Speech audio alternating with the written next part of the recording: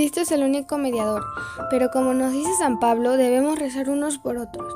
Por ello somos intercesores unos de otros delante de Dios, y nuestras oraciones se escuchan más, cuanto más en gracia estemos delante del Señor. Por ello oramos con confianza a los santos, quienes están vivos en el cielo, para que intercedan por nosotros, en especial a María Santísima. El uso de imágenes no está prohibido por Dios, pues Él mismo le pide a Moisés hacer una serpiente y los querubines para el arca de la alianza. Las imágenes que tenemos en nuestras casas e iglesias nos recuerdan a los héroes y mártires de la fe, a quienes valoramos por sus virtudes y a quienes deseamos imitar para llegar al cielo, donde ellos viven e interceden por nosotros. El arte sacro de nuestras iglesias no nos alejan de Dios ni son los sacramentales distractores. Por el contrario, están ahí para acercarnos a Dios y rendirle culto. Están ahí para declarar la realeza de quien habita ese lugar, Cristo nuestro Rey.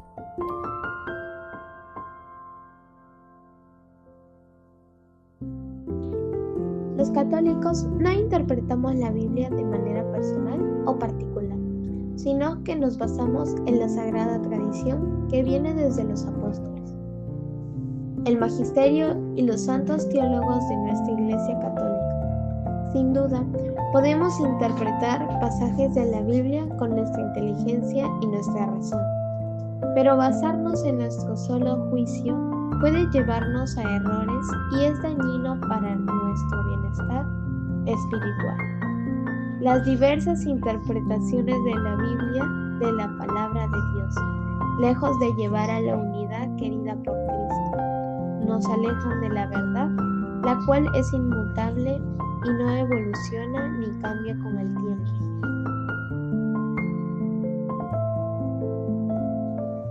El demonio existe, no es una creación de nuestra imaginación que las personas mayores usan para explicar el mal. Es el padre de la mentira e incluso es capaz de usar la verdad para tentarnos como lo hizo con Jesús en el desierto. Por ello, debemos orar todos los días para que nuestros ángeles y María Santísima nos protejan de él y Dios nos ilumine para seguir el bien.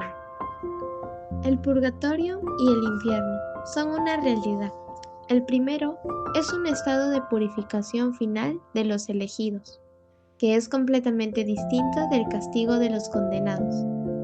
El segundo es un estado de autoexclusión definitiva de la comunión con Dios y con los bienaventurados.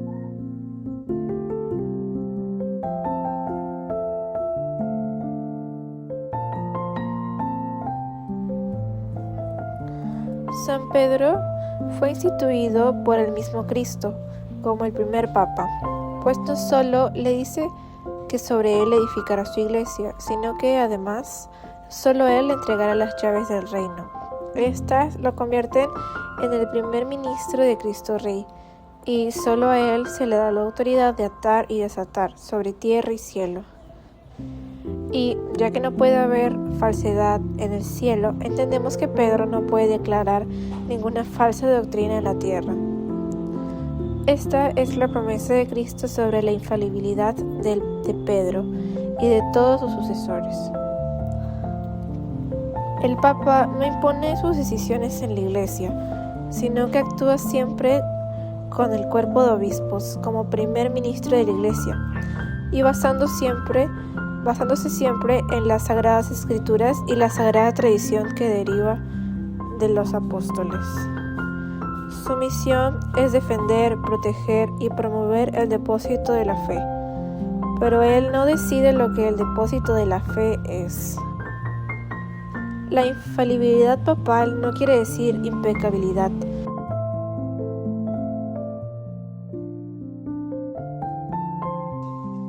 Los católicos no creemos que nacemos nuevamente al modo de los protestantes. Mientras ellos piensan que nacer de nuevo es aceptar a Jesús como su Salvador, para nosotros los católicos nacer de nuevo significa bautizarse, es nacer a la vida nueva de Cristo. Es necesario para la salvación, como lo es la Iglesia misma, a la que introduce el bautismo.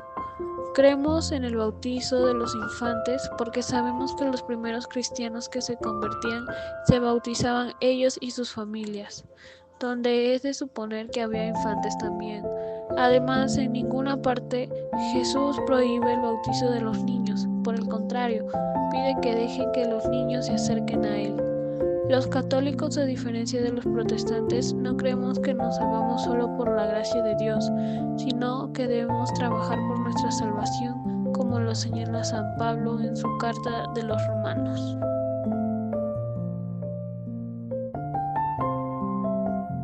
En la Eucaristía está realmente Cristo presente en cuerpo, sangre, alma y divinidad bajo las especies de pan y vino. Jesús es el pan vivo bajado del cielo. Por ello, a diferencia de los protestantes, nuestra unión con Jesús no es solo espiritual a través de la oración, sino que es también una unión física a través de la Santa Comunión. Por esta misma razón, nuestras iglesias no son templos vacíos, sino lugares donde habita realmente Dios en el tabernáculo. En la Santa Misa los católicos no sacrificamos nuevamente a Jesús. El sacrificio de Cristo y el sacrificio de la Eucaristía son un único sacrificio. La víctima es una y la misma, el mismo el que se ofrece ahora por el ministerio de los sacerdotes, el que se ofreció a sí mismo en la cruz, y solo es diferente el modo de ofrecer.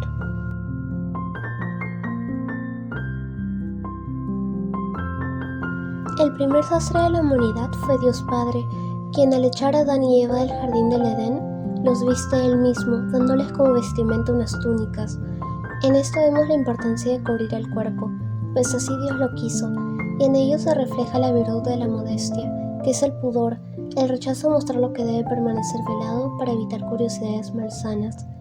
Por ello guardamos nosotros también la modestia al vestir, cubriendo lo que debe permanecer en silencio ante los ojos de los demás para la gloria de Dios.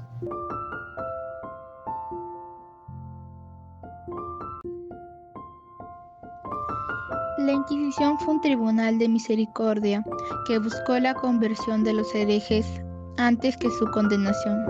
La Inquisición no juzgó a judíos ni personas de otras religiones, como falsamente se cree, pues solo se podía someter a la Inquisición a alguien que estuviera bautizado, a alguien que, por tanto, formara parte de la Iglesia Católica. La Inquisición fue querida por el pueblo creyente católico, pues en ese entonces Europa era la fe y la fe era Europa. Se trataba de una sociedad que vivía de cara a Dios, sabiendo que Dios existe y que uno tiene un alma que debe salvar. Para esta sociedad, quien hablaba en contra de la fe, atentaba contra el bien común de la sociedad. Aún más cuando alguien lo hacía de modo público e incitando a los demás a caer en el error. Muchas veces se confunde la Inquisición católica con la Inquisición protestante.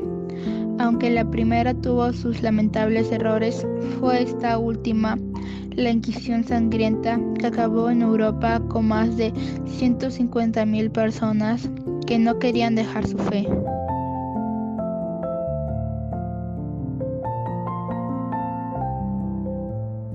Cristo Rey Eterno, realización plena de las promesas del Antiguo Testamento, comparte su trono celestial con su Madre. Por ello llamamos a María Reina del cielo y de la tierra. María es el arca de la nueva alianza, que lleva en su vientre la realización plena del Antiguo Testamento. A Cristo mismo, palabra de Dios hecha carne, pan de vida, que ha bajado del cielo y sumo y eterno sacerdote. Los católicos no adoramos a María, sino que la honramos, pues es la madre de nuestro Salvador y le pedimos que interceda por nosotros ante su Hijo, el Rey del universo. Aunque no se le menciona mucho a María en la Biblia, ella estuvo presente en todos los momentos importantes, en la Anunciación, su nacimiento, cuando Jesús fue presentado en el templo, cuando tuvieron que ir junto con José a Egipto, en las bodas de Caná, a los pies de la cruz y en el día de Pentecostés. María es la Madre bendita, pues eso mismo leemos en el Evangelio de San Lucas.